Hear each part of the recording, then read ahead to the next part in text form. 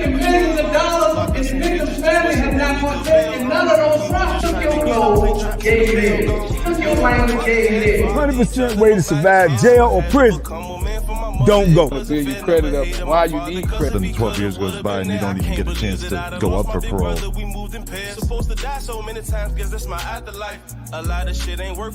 Living Life After Life podcast. We back. Banky Pound. Man, I am Troy Catchmore. And we got the young, the powerful, the man, Azeem Majeed. My man, my brother. Welcome to Welcome. Thank you. Welcome. It's a pleasure. Welcome. I am Troy Catchmore, Banky Pound. Azeem, tell the people something about yourself, bro. There's so much to say about myself, but to start, I was born and raised in Norfolk, Virginia. At the age of 17, I got caught up in the streets of Norfolk, and unfortunately, at that age, I was charged with and convicted of capital murder, robbery, malicious wounding, and assault and battery. And as a consequence of those convictions, I was sentenced to serve 2 consecutive life without parole sentences plus 29 years at the age of 17. Whoa. Yes. So you was tried as an adult then? I was tried as an adult, absolutely. Initially, I went to the Norfolk Detention Home. I was tried as a juvenile initially, but while I was sitting in the Norfolk Detention Home, the prosecutor sought to have my case transferred from the juvenile court to the Norfolk Circuit Court, meaning to have me certified to be tried as an adult. So although I was a juvenile, the judge granted the prosecutor's request and transferred my case from juvenile court to the circuit court, and that gave the circuit court the jurisdiction or the power or the authority to try me as an adult. Yes. Yeah, that's crazy just listening to that. Hearing that alone, that statement alone is just powerful. And, it even makes me think about my situation. It's almost identical. 2 life sentences, 115 years at the age of 19. So kind of make you wonder, is this stuff systematic, is it by design, these numbers, because as I did my time, I ran into a lot of dudes that had similar amount of time, you know what I'm saying? A lot of dudes. And even now, after getting out, I see a lot of dudes that got out doing the same numbers, And I know by you being locked up and, Troy being locked up and me locked up, you heard them rumors like I always heard, man, they got a set number they want you to do. They got, all these things that we don't know. Mm-hmm. But as I get out, because like they say, time reveals everything. Mm-hmm. And I started looking and I said, I'm 33, I did this, I did, boom, how much time, and it's, it all, got some type of, closeness to it. Everything is almost like it was designed, man. So it's crazy, man. But tell us, man, how long you did and, what was your journey like? Yes, absolutely. Thank you for that. Wow, it was a journey. It was a very debilitating journey, while at the same time, a journey that strengthened me at the same time. Mm-hmm. And, when I entered into the Virginia Department of Corrections, actually before I entered, I, became Muslim and entered into the religion of Islam. And that, pretty much, grounded me and centered me and gave me a sense of direction, something I never had, as a child. Right. So that started my evolutionary process. But to really give you an accurate depiction of what my journey was like, I have to articulate this part, the fact that when I was out in the streets, I had an issue. I say it now, but I struggled to accept this fact for years. The fact that I struggled with alcohol use as a child. Absolutely. Meaning, I would drink all the time at the age of 15, 16, to the point where when I started drinking, I wouldn't stop drinking. So I say all that to say this: all of the memory that I had of my actual crime, it was because of testimony that was, said against me in court. Right. So I struggled to remember what happened in the capital murder offense. Right? So I didn't want to accept the fact that I struggled with alcohol. And when I got into the system, I didn't want to accept the fact that, or believe that I could be the type of individual to commit a brutal murder. right? It's not something that I was proud of, right? Yeah. You know, so eventually, you know, I came to grips with the reality that I struggled with alcohol, and even though I couldn't remember the actual murder. So I told myself, like when I entered the DOC, that whatever led to me, or whatever led to like me committing the crime that I was convicted of committing, that I would never do that again. And one of those things, to fast forward, was drink. Right? I'm not in opposition to alcohol and none of that. It's just for me, that's something that I would never do again. Yeah. Right. And I chose to do that, right? So because I accepted the fact that I had an issue with it. So when I started my journey through the Virginia Department of Corrections, I started working on things, learning more about myself, having direction, and evolving into a better version of myself, to eventually I became a leader. You know, I became an imam pretty much at every institution that I went to. I started educating myself on law, and I became proficient with the law. I started learning the power of networking and creating like healthy relationships with people inside and outside of prison. So I developed was able to assemble an amazing, legal team. And I fought and fought and fought and fought. And to fast forward past some of the stories so that, you all can ask questions about whatever part that you want to know more about, I eventually, 20-something years after I was convicted, was able to convince a federal court to vacate my life sentences. So a federal court in the Eastern District of Virginia, the U.S. District Court for the Eastern District of Virginia, they vacated my life sentences. They held that they were unconstitutional pursuant to a U.S. Supreme Court case, which is titled Miller versus Alabama. And Miller versus Alabama, which you I'm sure heard of, basically says that it's unconstitutional to impose a mandatory life without parole sentence on juvenile offenders or those who were under the age of 18 at the time of their crimes. Yeah. So this applied to me. And at that time, Virginia routinely rejected habeas petitions, motion to vacate for juvenile offenders who pretty much argued that this law should be applied to them. So it routinely happened. And so we were arguing where they were trying to say that case only applied to 16 inmates in Virginia, meaning because you only had 16 juvenile offenders in Virginia who was convicted of capital murder. Right. So they were arguing that the only offense that you can receive a mandatory life without parole sentence for was for capital murder, right? So which we disagreed. We believe because you had approximately 270 something juvenile offenders at that time that had life without parole for various different offenses. Right.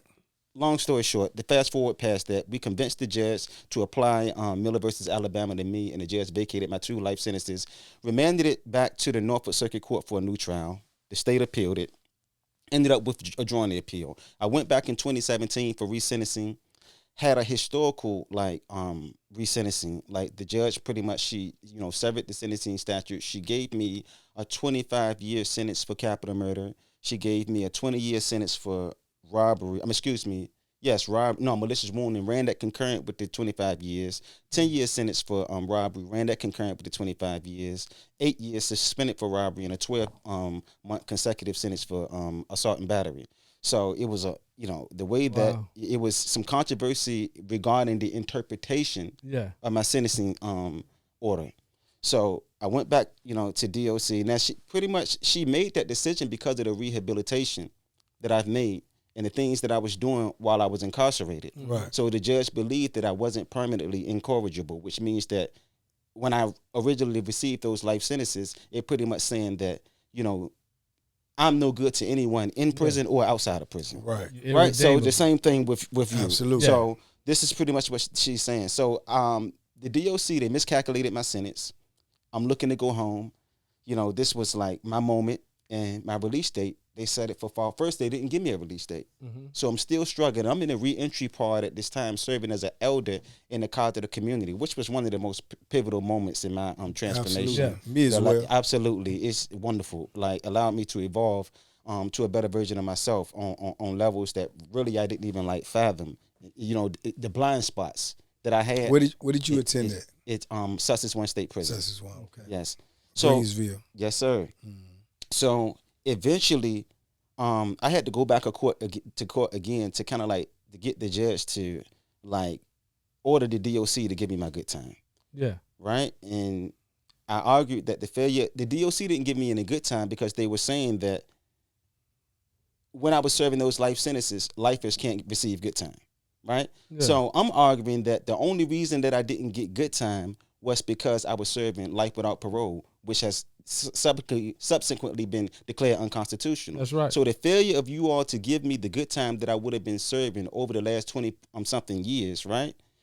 Had I not been serving those unconstitutional life without parole sentences, is tantamount to you still subjecting me to cruel and That's right. unusual punishment. That's right. So when those life sentences were removed, Yeah. any collateral consequences that attaches to those life sentences were removed too. That's you right. can't say you have a unconstitutional sentence, we're going to remove it, but everything else that you receive Yeah. that attaches to this sentence, we're going to keep it. So Yeah. pretty much the judge was like, no, you can't do that. Give him his good time. They gave me some of the good time, but not all of it. And to fast forward this story, this when Governor Northam issued passed a law, which you all know about, HB 35, which allowed juvenile offenders to be eligible for parole after serving 20 years for their sentence. I went up for parole and was granted first parole and was released. So the journey, it was a trying, debilitating, but a one that kind of like, you know, allowed me to like acquire skills that I probably would not have acquired had I not went through that experience. Right. So it's kind of like, you know, it was a very strengthening journey, and I was resilient. You know, So throughout how it much all. time did you ultimately do? I served a total of 26 years. I was released on September the 10th, 2021. 2021. Day that I never forget. Yeah, man. Just listening to that, man, it's just Came home right after me. Yeah, super. Yeah, 2021. Yeah, I came home August 16th, 2021. I came home March of 2020 after 33 years. Awesome. But Congratulations, brother. yeah, my brother. I mean, you know what? You know, listening to your story again, I heard you, you know, make it that night. But just listening to it now intently, man, the thing that sticks out in my mind is, you know, you got proactive in getting free. Mm-hmm. And I say that a lot now, and this is in retrospect, man. You know what I'm saying? Even applies to me. You know, we spend so much time in prison, especially we first timers in prison, trying to survive, trying to adapt, trying to adjust. Yep. And we lose focus, and we accept what they give us as if that's it, because they the law, they, you know, and we accept that, you know, when in fact that the world is flawed, so man is flawed as well, you know, and especially if we feel like we've been done a disservice. If we be proactive, me, myself, just to speak on me, I didn't even get proactive in trying to change my circumstances. I was more focused on surviving in prison. When I got proactive, it took me approximately 3 years to get released. 3, you know, because I was on it every day. Yes, sir. You see what I'm saying? And by you being proactive, you actually probably save your own life. You understand? You actually probably save your own life. And then to even fast forward, to get out here and then to be, you know, doing what you're doing and having a positive outlook or whatever, it just shows that the sentence was unjust. And now you got to ask yourself, how many other people is in there just accepting what they was given? You know what I'm saying? And accepting that it's their fate. You know, so I think that's powerful in itself, man. That's something that need to be spoke about more. That's something that need to be shared more, because certain people that's sitting in those positions right now, like you and I was, with, you know, multiple life sentences, saying, man, yeah, I'm probably gonna die here. You know what I'm saying? Or I'm just gonna accept this, or I'm gonna pray and hope that they let me out. But you not doing nothing to make them let you out.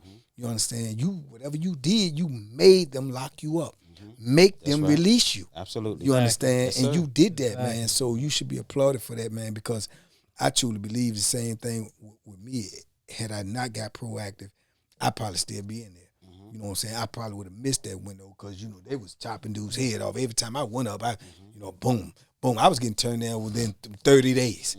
You know what I'm saying? And I'm like, it's crazy. One time they made me wait 12 months. I know, 11 and a half months. You go up every 12, 11 and a half months. Just to hit me in the head and then take me right back up, which you automatically know is going to be a turn down, because if you just turned me down about a month ago with 4 reasons, them 4 reasons is not going to disappear in, you know what I'm saying, in a month. So I knew I was getting another turn down. But, you know, I stayed proactive, man, and that's a powerful testimony right there, man. I think that saved my life as well, because, you know, like he said, the work that he was putting in is what got that time reduced by that judge. Absolutely. And I think it saved my spirit too. To be in the prison. Like I tell people, man, I went in prison, they called me youngin'. I stayed long enough, they started calling me Unc. And my goal was to get out before they called me Pops. So now, as a youngin' and growing up in the system, and then I'm seeing all these young guys come in behind me. And spiritually, that did something to me, like, you know, because they started looking to me for answers and questions, and, you know, they knew of me. And I'm like, you can't know me because you was like this when I left, but, you know of me. So it was like a duty placed on me. You know, as a responsible growing man, I'm looking at these babies and like, man, you not tough. You not even what people think. Like, you just a kid, man. And, you know, you grabbing onto things for identity, survival, whatever the case may be. But I took a responsibility as like a father figure, an elder, you know, because I had old heads that groomed me. And that made me grow up fast, and I had to get responsible. And spiritually, man, it just moved me, like, to be able to help some of them and to see their change and to see that I had something to do with helping him transition in his mind. You know, I couldn't make him physically do nothing, so he made a transition in his mind, and his body followed.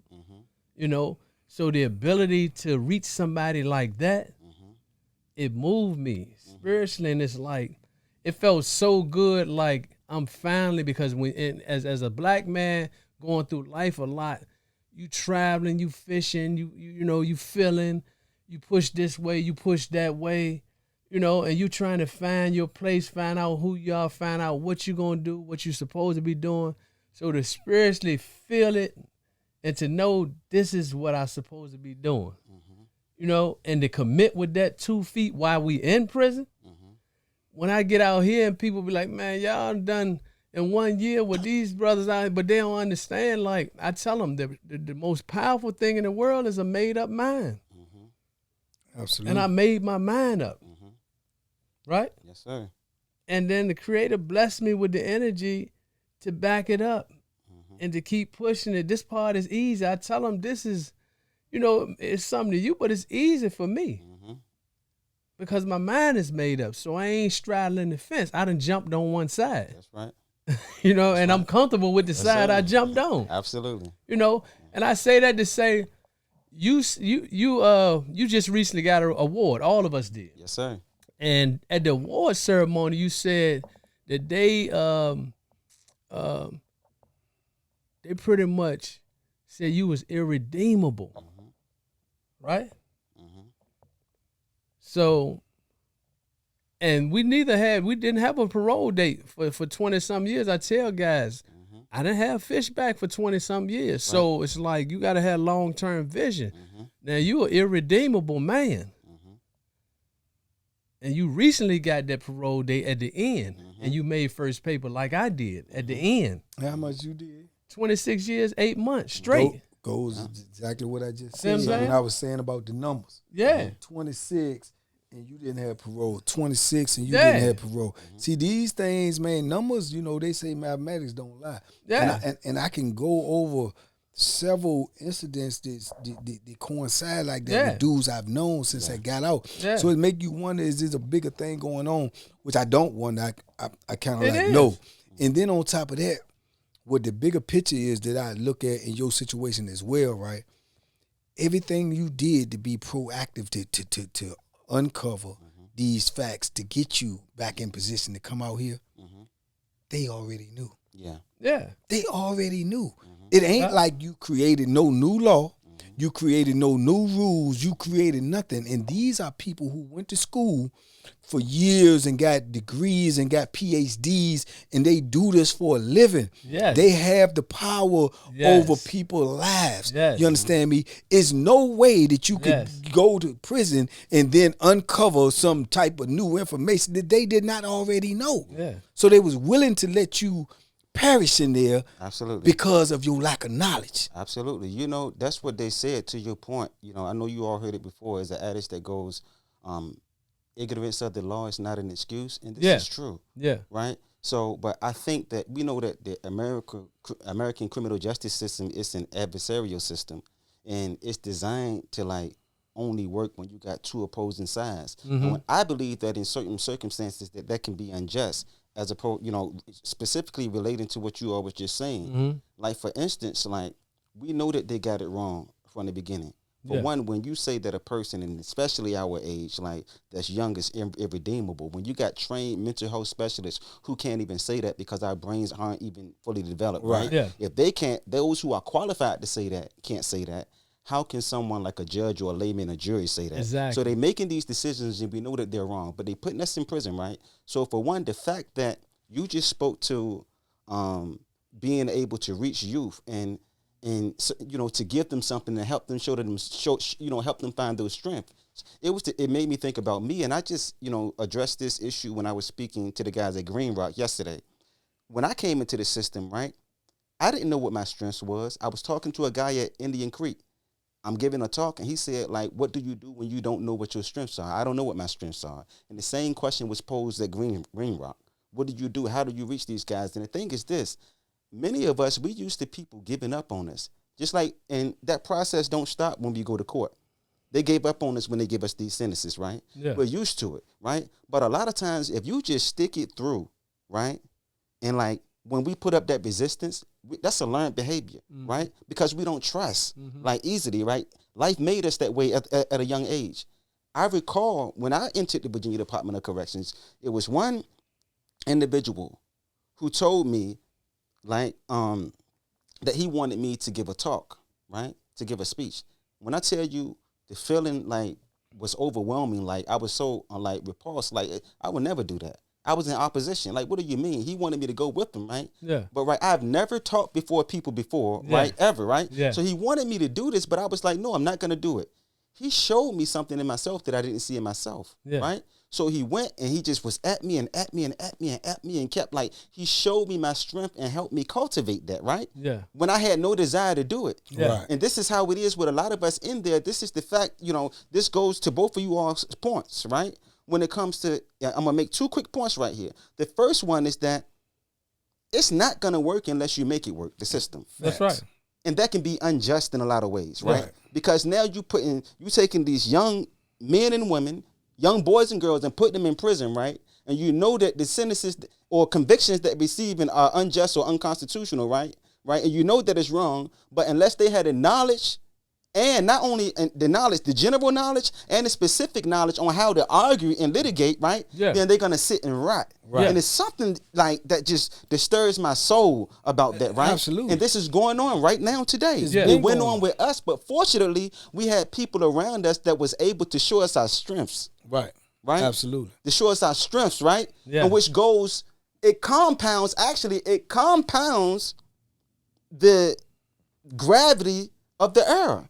And it does that because it's more people in there like us. Yeah, If only they just wasn't blessed to come across the same people who we came across, right? To show them what strengths that they have. Right. That's right. And how to like show the world that they can evolve into a better version of themselves as a consequence. So that's just to both of y'all points. I totally agree. But look, to right? Banky's point, this is the trick that's being laid. I'm gonna make a point to what something you said.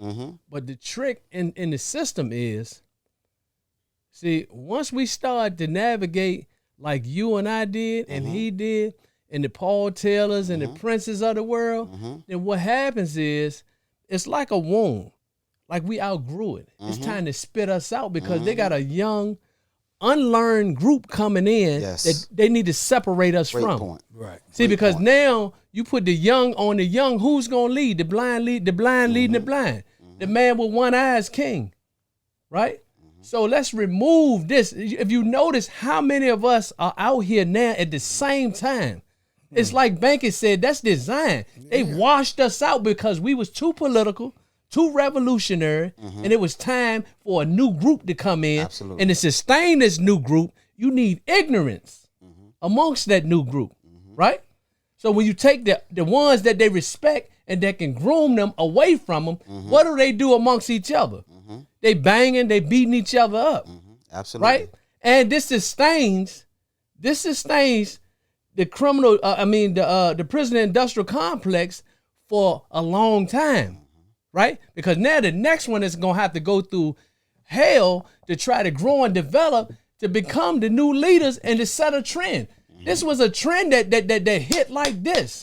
Yes, sir. Right? That trend hit like that, and everybody was already ready because we was already training. We just needed the first light to go. Right? So when Paul hit and laid that foundation, that light, everybody saw that light. And everybody started saying, man, it's time for us to get out of here. For sure. They going to start letting us out. And we started doing what we already had the capabilities to do. Right. Absolutely. Right. And guess what they did? They said, "Oh no, we got to wash this out." So they're gonna feel like they're getting some, but they washing us out for a bigger cause. And then to your point, from a legal standpoint in Virginia, and I keep telling people it's genocide, and this is what we have to attack at the General Assembly. This Anti-Terrorist and Death Penalty Act. They beating us in the head with this time bar. To stop, to prevent dealing with the merits of people's cases, man.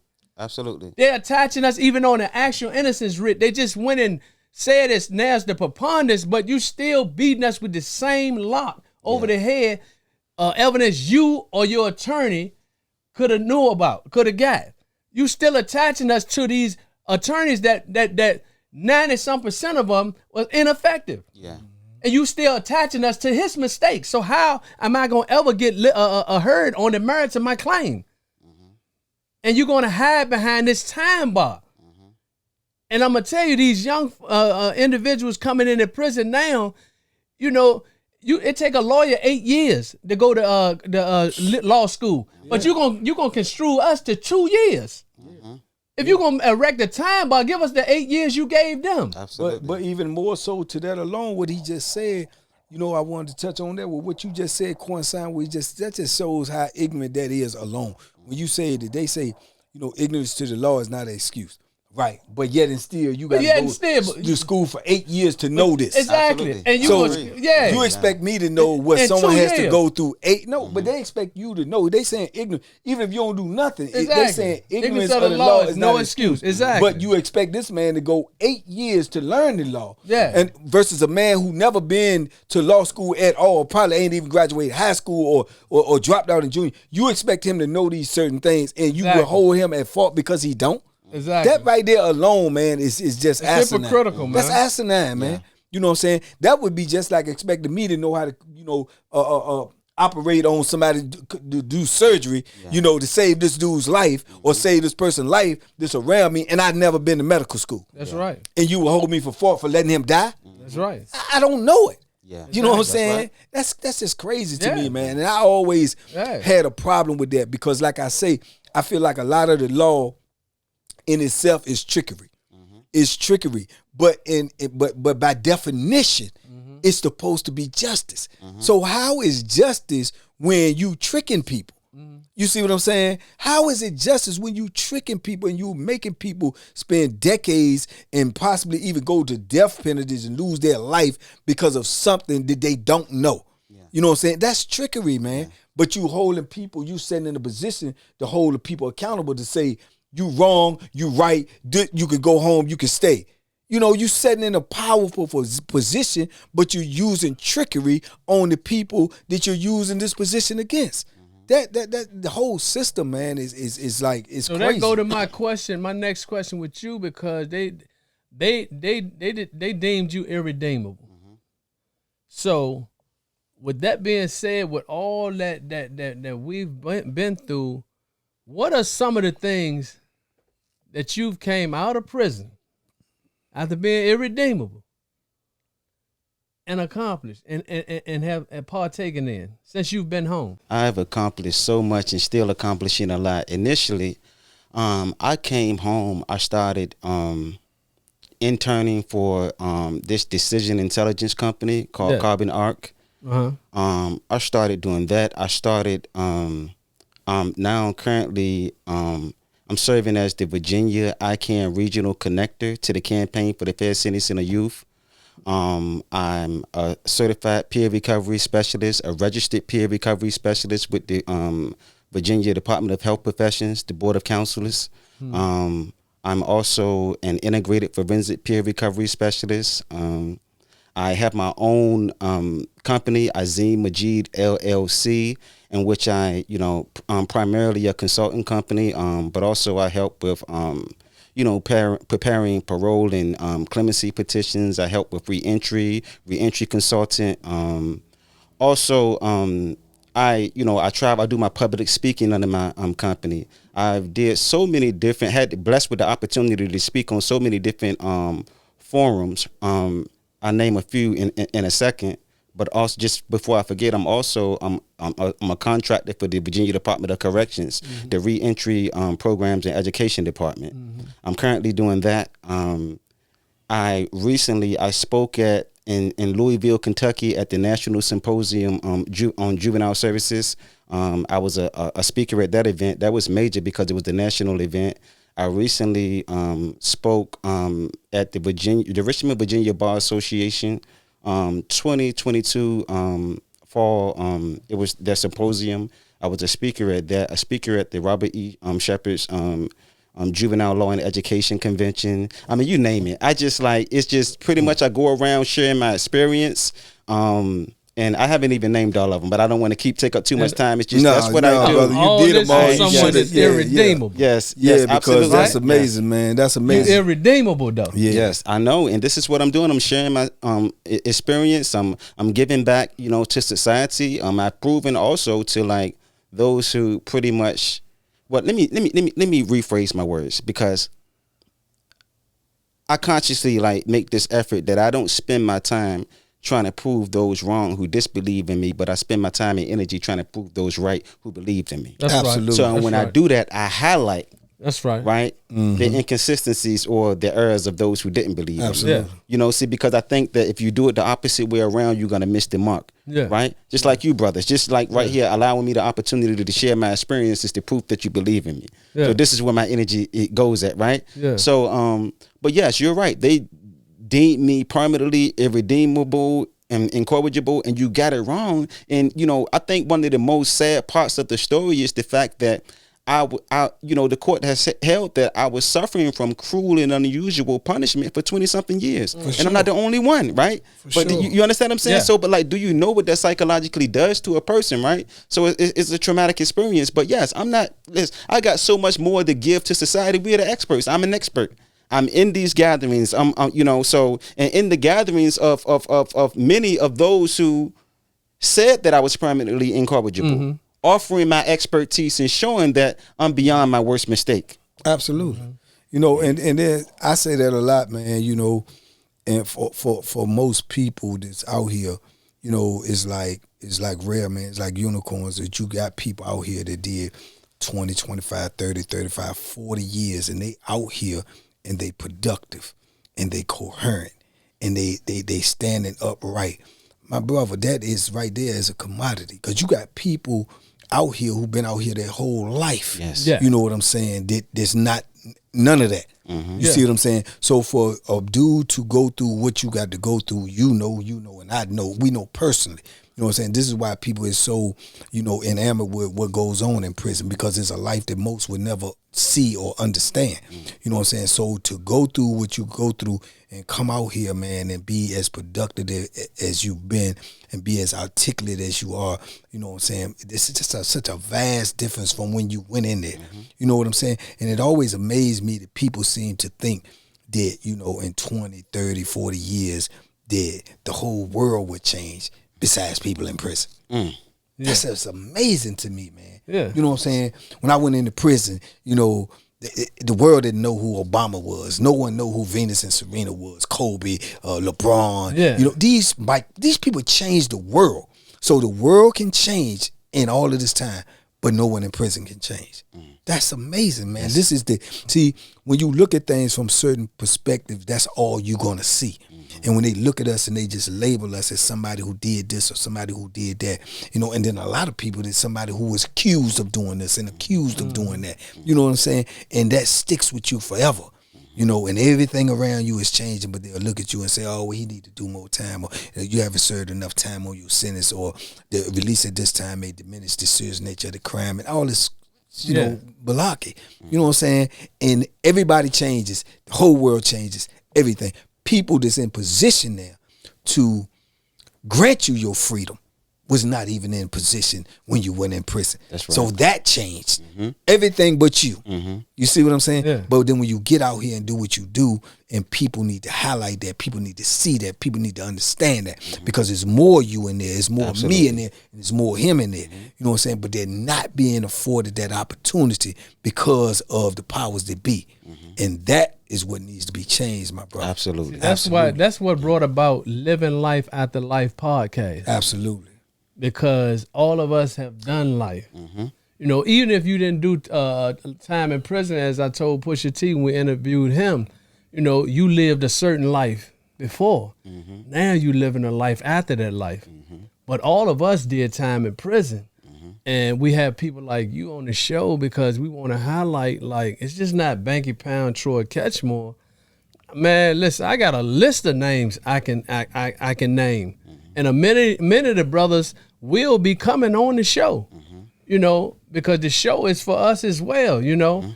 But we want to show them that after doing life, look at what we doing now, and you counted us out, you know.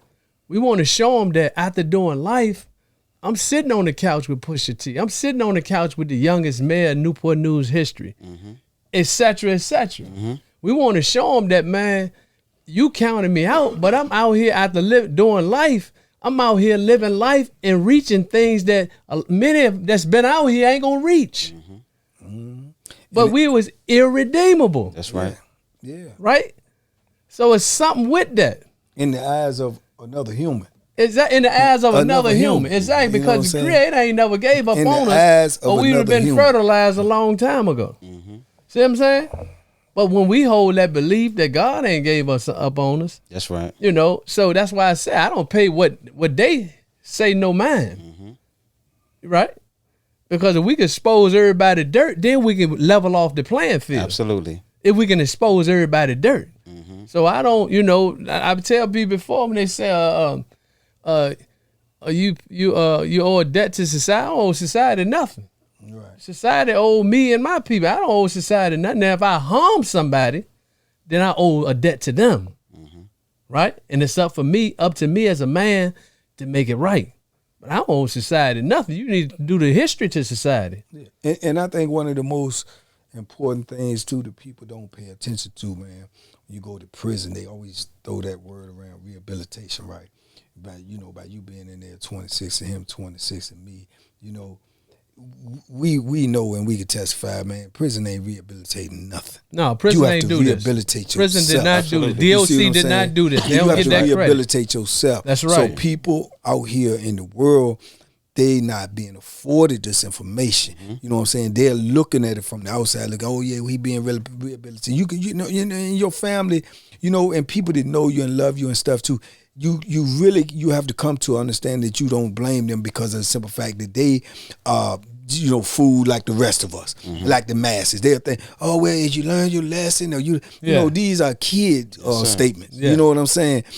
You know, and I think one of the main things when we young is this. This is what I be trying to preach to these young dudes. It's like it's no ands ifs or buts about it when you young.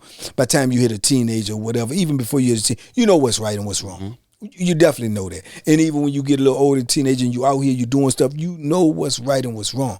But what you missing is the consequences. See what I'm saying? People is not telling you that. You know what I'm saying? And what we got to get away from, and what I say is it's been carried over for generation and generation and generation. We got to stop We got to stop dictating to our kids and start conversating with our kids. See, we dictate to them. We say, don't do that. And they say, why? I say, because I said so. No, you need to tell them why. You need to start telling them why. Because look, you can end up in prison. Man, if somebody would have told me that, you know, you shoot this dude and or if he died, you go in prison for 40 years, you know what I'm saying, you might not never get out. Man, I'd have buried the gun. but you're not being told that. Because when you grow up in the hood and you grow up around these, you think, oh yeah, well that's what I'm supposed to do. And then you see these dudes that go to prison and they come back a year or two later, 3 years later, and they all big and swole and they say they won't nothing. That's false propaganda right there. And see, that's seeking into these young people's mind. Yeah. You know what I'm saying? And they glorified prison for so many years. For sure. And I All tell on the people, TV. I just was on one of the biggest platforms out there, man, and I told him on that platform, and that's the thing that he said resonated with him the most. I was on Vlad TV, and Vlad, that's the one thing that stuck in his mind out of everything I said. That's stuck in his mind because he ended up saying it to Freeway Ricky Ross and asked him. But I told him, and I meant that. I said, in 33 years, I never had a good day in prison, not one. Yeah. You know, and then he asked Freeway Rick about that, and Rick gave his answer, which I respect his answer. He said he did because he said he went in, he was illiterate, he learned how to read, learned how to write, he took programs, he put a plan together that he's, you know, put into motion since he's been out, so he got himself together when he was in prison. So he, you know, boom. I respectfully, you know, understand his explanation, but I also respectfully disagree. You know what I'm saying? I wasn't illiterate when I went in. Learned a lot when I went in. I learned a lot of programs. I got a lot of vocational programs. All of this. I had visits the whole time. I visited my family. I seen my kids grow up. I seen my grandkids come to life. A lot of things. Met a lot of good dudes. You understand? But at the end of every day, I locked in a cell. That's right. I was without my freedom. So what's one of these big old statements they say? Oh, at the end of the day, I was locked up. That's right. So that day was non and void. I had moments. I never had a good day because every night for 33 years, I locked up in a cell and I woke up in a cell. So you tell me how that's a good day. It won't for me. You understand me? So like I say, it's the misinformation. You know what I'm saying? People are not knowing what the consequences is. So when I talk to these young fellas and I tell them and I ask them, I say, would you tell me, just tell me what would justify you going to prison? What would justify you just, you know, throwing your life? Oh, well, shoot my sister, or you kill my mama, or okay. I said, anything you tell me, I can rebuttal that. I can. If you open your mind, I can show you where that's asinine. Oh, well, so you mean to tell me if you kill my brother, you kill my mother, you don't think I should kill him? No. Because I've been in prison for 30-some years, and I'm telling you within that time that dude gonna do, if he get caught, he gonna wish he was dead 10,000 times. He gonna wish he was dead 10,000 times. And in the time he wishing he was dead 10,000 times, you'll be at home rebuilding your family. You'll be at home being a father to your kids. You'll be at home comforting them for their loss. You won't give them a second loss by you being in there suffering every day. And we don't know what the afterlife got. We don't know if he happy, sad, or whatever. He gone. You still gonna be suffering. Your family still gonna be suffering. So where that makes sense at to me? Well, if he redeemable. You know what I'm saying? Where do that make sense? You see what I'm saying? And I'm never gonna be an advocate of somebody going to prison, but I do know from my experience, if he go to prison for something he did, opposed to death, he gonna wish he was dead. Absolutely. You understand me? Yeah. He gonna wish it. Because you set up in there every day, man, and I believe it is the lowest form or state that you will ever be on while above ground, my dude. You beside the graveyard. Above ground, everything that you love is removed from your life. Everything that you like is removed from your life. Right. So when you start letting egos get involved and you start letting people influence you, or you start getting caught up on what I should do because of what, man, you are crazy. You know what I told Prince? I told Prince, man, I was privileged to watch my funeral. And he always go back, you know, he said, man, that's power. I said, yeah, because, you know, I went through the trial. You know, I went through the conviction. I went through receiving. I went through, you know, the beginning, you know, all the support and the phones being picked up and the money and whatever. And I watched all of that die down. I watched everybody gradually gone with their life. And I watched that it was just a few people every day of their life. My mom, my sister, a few people every day of their life, they remembered Troy Catchmore. Every day of their 26 years, 8 months. Just a few people. I watched everybody else. I watched my mom tell me, I saw such and such, they asked about you. You know what I mean? And it was so symbolic to a funeral. I got to watch everybody, what they would do, the shock of my conviction, everything, and I watched all of it dissipate, you know? And I told Prince that, I said, man, I got to see my funeral and I got to see how it would be, you know? And I said, that junk woke me up. It woke me up. And now I got my chance. I'm out here. So I know how to prepare for my departure. Yeah. I know what I need to do and who I need to cater to. Yes, sir. You know, it's so impactful to me. I appreciate that. That was like very profound. I appreciate y'all sharing that. And it brings to point, you know, to my mind. I know someone asked me about what was the most impactful thing about, you know, me going through trial and that experience. And you all just brought this back to the forefront of my mind. And I know someone, I recall at the beginning of my story, the state tried to sentence me to death.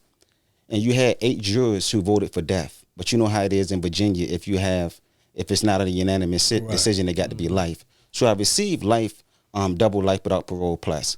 But I say that to say this. I wasn't even so concerned about what would happen to me at that point. My major concern was how it impacted my mom. Yeah, me too. So in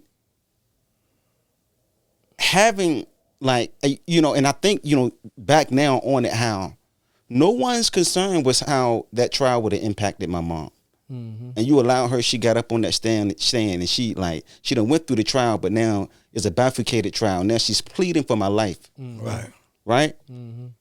That's something that imprisoned me while I was in prison. Yeah. Like, literally every single day knowing, like, that my mom, she, like, begged, like, for my life to be spared, right? Yeah. And to hear her bawl out on that stand and to, like, watch me walk out of that courtroom, right? Yeah. And it's not taken away from, like, trying to minimize the impact of my actions. That's not what I'm saying. And I know my actions is a lot of reasons why, right? But I don't think that what we do should, like, cause the state or the system to look at our family as enemies. Yeah. And not afford them to care. But that's another whole topic that I'm getting off into. Yeah. But it's one more point that I want to make. But I agree with what you all were saying, was like, how can you have a good day knowing that that's what's going on out in society as it relates to your loved ones and you in there, and knowing how your incarceration impacting them. But I really want to speak on something that you said earlier about rehabilitation. I don't want to leave without saying this, right? Right. I agree with you. When I entered into the DOC, and like many of us, you brothers, like when we have the sentences, a lot of educational opportunities that's afforded to other inmates, they're not afforded to us simply because the sentence that we got. Absolutely. So we being punished 10 times over. Yes. Right? So now I done been punished already by the sentence that you gave me. Mm-hmm. Now when I come into prison, you telling me that I can't receive an education because of the sentence? Yeah. You got put more than 5 years. That don't even make That's sense. right. Put roadblocks up to you bettering yourself. Yes. Are you serious? Yeah. So now we have to take it upon ourselves to become educated and rehabilitate ourselves. Right. Exactly. I didn't enter the re-entry until 20-something years after I was incarcerated, when I went down there to serve as an elder. Yeah. Now, as I said, I stand firmly on it. I believe in re-entry, right? It's one of the most pivotal points in my rehabilitation, right? But I was rehabilitated before I entered into the re-entry part. Right. No doubt. So I want to highlight that. But that being in the re-entry part gave me skills in the college of the community that I would not have developed had I not been in it. Yeah. So the point is that re-entry should be extended to when we first enter into prison. Absolutely. This is the point. It needs to be connected. Exactly. Yeah. So imagine if you got guys in there receiving these type of services regardless of the sentence that they receive. Because here's the truth. The truth is, you know that you got people in prison that's wrongfully convicted. Right. The truth is, you know that some people are going to get their convictions or sentences overturned or reduced, right? So if this the case, why aren't you preparing those people for to come out? Absolutely. So if you start them, get them from the beginning. You don't know what's going to happen. So let's say if 20-something years later, like it happened with me, my sentence declared to be unconstitutional. What if I was released right from the court? Right. Right? We're talking about public safety. This re-entry services should be extended to people as soon as they enter into the Virginia Department of Corrections. So I want to say that. I had to say that up here. Oh, right? absolutely. And to say this to you, that I agree that, you know, we rehabilitated ourselves. Absolutely. No doubt. You have to. No doubt. You literally, just like you fighting for your freedom, man, I tell people all the time, man, you know, prison is not just, you know, physical warfare. It's mental warfare. 90-something%. You have to. I say you have to fight every day, man, for your sanity and your humanity. Because when you being treated like an animal, and let's say to walk like a duck, look like a duck, you're gonna start to think you're an animal. You know what I'm saying? Because you have to do animalistic stuff. You have to survive. You know what I'm saying? When you drowning, you use anything to stay afloat. That's just human nature. But at the same time, man, you're right. And I say the same thing. The reentry, like right now, just to be on this, to be talking like this. And I've talked in a lot of places since I've been out. Never did it before I got to reentry. Absolutely. And that's why I say you never know what you can do till you have to do. So when I got into reentry, see now what you said about, which is, fitting for this, when you said, the reentry programs, I created my own program. And it was called Rehab. It was an acronym. It stood for Reevaluating Habits and Behavior. And this is what my program was about. Older heads have been in there, like he said, they trying to get us out to teach these young dudes from the gate when you coming in. No doubt. To steer them away from all the things that I had to go through. So I believe when you go through something, then you pass it on. If I go down the street and I know it's a dead end road and I turn around and I'm coming out and you coming in, why wouldn't I stop and tell you, bro, it ain't nothing down here? You see what I'm saying? Yeah. Why wouldn't I do that instead of just go past you? You see what I'm saying? That's where the hate come in. When you don't want to help somebody because you went through something and you won't see if they can make it. That's hate. Whatever you want, Nick, it's hate. Absolutely. You see what I'm saying? If you can help somebody, help somebody. You see what I'm saying? So when I got in the reentry program, they was trying to implement my program within the system. So that was monumental in helping me make parole. So before that happened, I went to reentry. I made parole. So when I got to reentry, they had the senior coordinator and all this. I'm in there like a week. They knew about my program. They come tell me that I'm gonna be the senior coordinator. Now I'm just getting in here and I'm like, man, I'm gonna go home after 30-something years, man. I don't know nothing about that. I ain't getting up there talking in front of all these jokers. I can't. She said, well, you gonna do it. Now I was already under the impression and understanding that, they say, well, you in reentry, but you ain't out yet. If you don't pass this program or do what needs to be done, you ain't going home. Now I'm close to going home after 33 years. And she told me go in there and scrub the toilets. The toilets were gonna get scrubbed. I'm going up out here. Yeah. So she told me I had to do it. It was non-negotiable.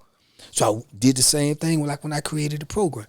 I went in there, I studied. I'm like, man, what do I say to these cats? Woo, woo, woo. Then I came to my mind. When you change your mind, you change your life. Absolutely.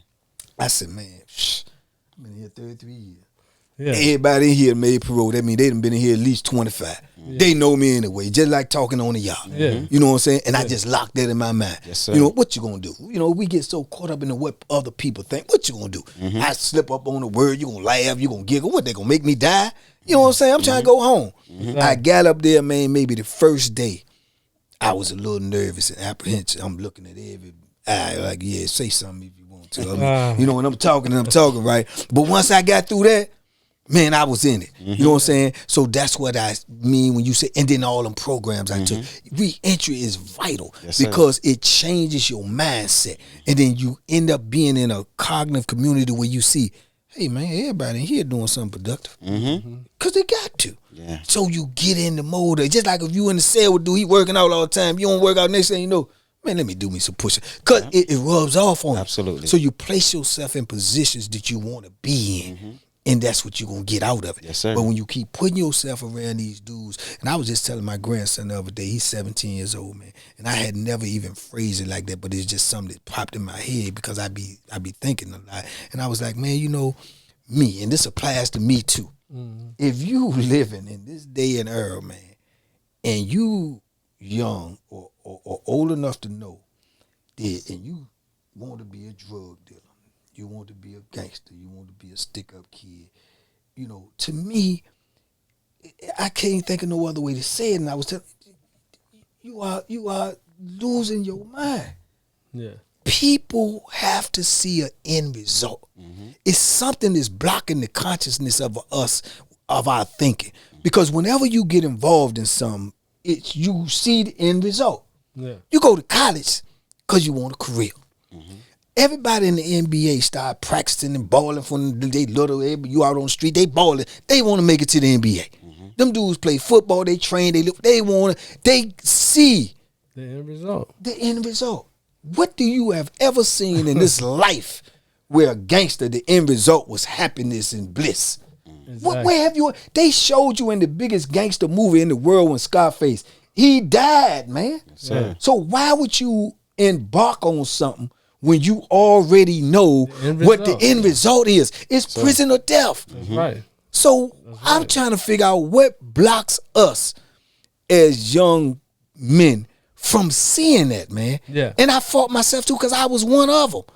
What blocks us from seeing that? When we can see, oh, you go to college because I want to be a doctor. You know, I go to law school, I want to be a lawyer. I practice all day, I want to make it. Why we can't see that gangsters gonna get us in prison or get us killed? Robbing gonna get us in prison, get us killed. Why we can't see that, my dude? I don't understand that. But see, I know we see it.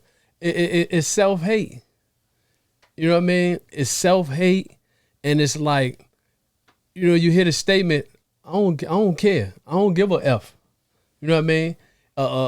You hear these statements. You know, these are telling signs of self-hate. It's clear because we can see now. Like, we know the end result. So I tell dudes, I care. So you hear dudes say, I don't give a, like, we don't need to be around each other, because I do. Yes, sir. See what I'm saying? So it's obvious something going on with you to make that statement, because you don't care. But it's not that you don't see, you don't care. See what I'm saying? You willing to risk your life. Like, you know what I'm saying? To take this gun and run up in the bank, you willing to risk your life because you don't care. It's just amazing though, because every example of all of those things, is no happy ending. Yeah. Even the bank robbers, Exactly. even the old So gangsters, it got to be self-hate or mental health. or they went to prison. Yeah. I mean, even from way back as far as we can remember, every example we got ends in the same way. You see what I'm saying? So it's like we got so much talent, man, and we got so many skills on so many different levels, man, that if we really apply it, man, we can get that much success and more.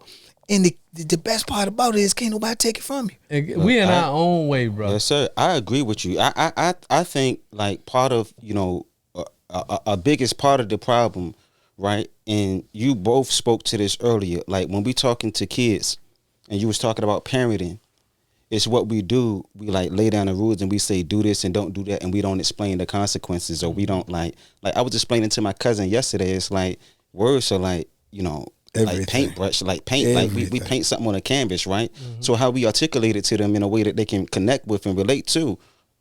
But I tell people all the time, especially when I'm talking to youth, adults too, but youth specifically, I let them know from the gate, I'm not trying to tell you what to think. I want to teach you how to think. That's right. And there's a difference between the two. That's right.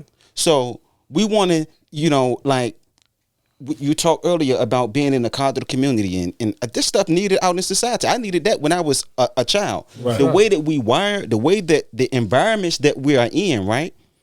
We are socialized by those environments, meaning like our brain is being wired to think a certain way. That's right. Right? So right. regardless, we can put it right in their face, right? That's and say, right. look, this is the end result. That's right. If it don't line up with the way that they're wired, they're going to reject it. And this is the problem. So this is why we have to play the role in being the cognitive restructurers and rewind the way that they think cognitively, right? The way that they're going to be aware, so that they can think about, you know, all the choices that they have to see it, right? And choose the choice that got the least consequence that attaches to it. That's something that has to be taught. Just like the way that we think in an incorrect or corrupt, unhealthy way, right? Nearsighted, and don't think about the long-term consequences. We learned that. Right? That's, you know, we learned that. Like, we was taught it not based upon words. Most of the time it's based upon what we saw in our environments. When we see the people that surround us, all they do is sell drugs to get the money, right? Even though somebody else telling us that there's a different way, do it a different way, different way, right? Sometimes we don't listen because it don't line up with the way that we're wired to think. That's right. So I think we got to, like, really, like, take that, like, for me, even as an adult, right? I'm constantly, every single day, I put forth the effort to be a responsible thinker. And I told the guys yesterday that I spoke with at Green Rock, I know I'm going back to this because these guys are about to come out here, right? They coming out here. I told these guys, I said, listen, one of the reasons that you practice this every day, being a responsible thinker, and you go over this, is because out in society, if you're not consciously controlling the way that you think, that moment that you on autopilot is when you can make a mistake and you end up right back up in there. So if you constantly practice this every single day, like this is your training. Really? When it's game time, right? You're gonna do it, but it's effort. You don't just be a responsible thinker for 1 minute or 1 day. As you said, you got to do this every single day, and you got to work at it. So when it comes to those who grew up like us in the environments that we grew up in, the children now, I think that this has to be the number one focal point that we must focus on with everything else. Meaning changing their thought process, and you can't do it in one sitting. You got to be consistent. As you said, being around people who think this particular way all the time, right? Before you know it, it's going to become you. We have to rewire them. Absolutely. Right? So in closing, that's key. That's why what I do with the think tank. That's awesome. Because you focus on changing the world, and that same mind gonna reproduce the same world. I don't care where you put it. Yes, sir. You're just wasting your time. Yes, sir. But in that, we got to do this again, man. Absolutely. For sure. We got to do this again. For sure. It's a blessing to have you, brother. Like we could do this we gotta do this again because we only have enough time. We have to do this again. Too much information. So man. Too much information. That y'all need to be stay out there. tuned. We coming back. We gonna bring Azeem back. Absolutely. We gotta do this again, man. Thank y'all for tuning in to Living Life After Life podcast. Banky Pound, Troy Ketchum, I'm gonna give you the last word, my brother. Tell them where they can reach you, whatever.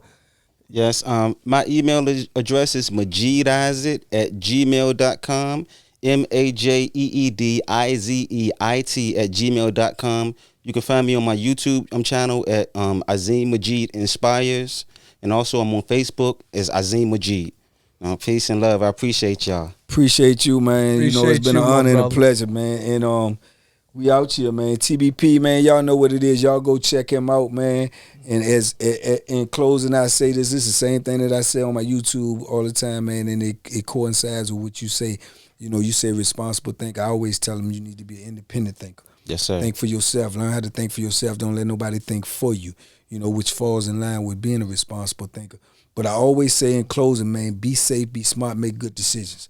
Those three things right there will determine how your life turn out. Exactly. You know what I'm saying? And I also tell them, don't do what you think. Think about what you do. Absolutely. Shout out to Daddy and the whole crew. Big Daddy in the house, man. We out here Living Life After Life podcast, man. We coming at y'all, man, with real talk all the time. Y'all stay tuned, man. We be back at y'all in a minute, man. Peace. Peace. Making millions of dollars, and the victim's family have not partaken. None of those trusts took your clothes, gave you this. Took your language, gave you this. 100% way to survive jail or prison.